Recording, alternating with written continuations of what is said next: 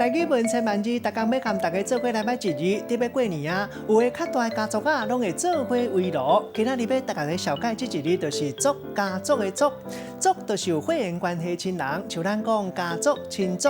另外有同款文化背景、血统的人群，咱讲是民族，像咱讲平埔族、原住民族。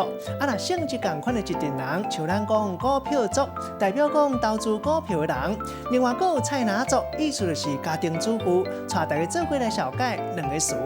头一个咱看到这读做亲族，另外嘛人讲是族亲，意思就是讲亲情、亲戚，也就是有血统关系的人。一般拢是讲共条仔内。